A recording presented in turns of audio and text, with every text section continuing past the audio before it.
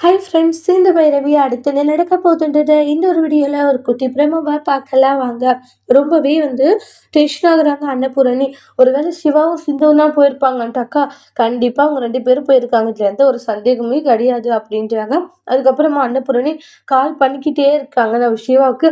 எதுக்கு அன்னபூரணி பெரியம்மா கால் பண்றாங்கன்ட்டு பேசுறாங்க. சொல்லுங்க பெரியம்மான்றாங்க. இல்ல சிவா போயிட்டுருக்கியான்றாங்க. பெரியம்மா போயிட்டுருக்கேன்றாங்க. சிந்து இதுவும் கூட இருக்காளா என்ன அப்படின்றாங்க. சிந்துவா? சிந்து என் கூட எதுக்கு பெரியம்மா வரப்போறான்றாங்க. இல்லப்பா, உன் அம்மா இல்ல இங்க சிந்து இல்லவே இல்லையா, அதான் உன் கூட போயிருப்பாளோன்னு சொல்லிட்டு கேட்டா.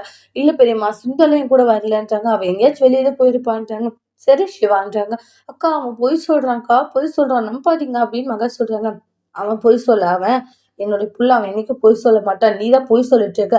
உனக்கு பொய் சொல்றதெல்லாம் சாதாரணமான விஷயமா ஆச்சு மகான்றாங்க. சும்மா எதுக்கு எடுத்தாலும் பேசாத.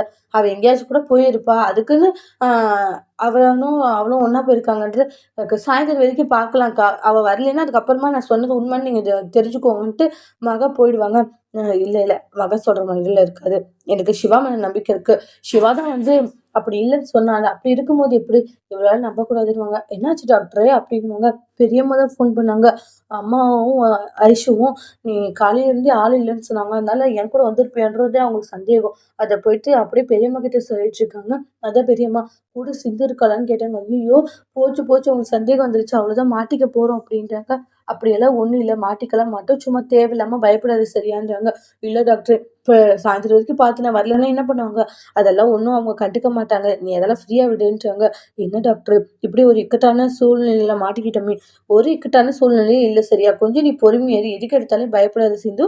எதுவா இருந்தாலும் பார்த்துக்கலாம்னு சொல்லிட்டு சிவா சமாதானப்படுத்துறாங்க. சிந்துவும் சிவாவும் மாட்டிப்பாங்களா இல்லையான்றத அடுத்த வீடியோல பார்க்கலாம். Thank you.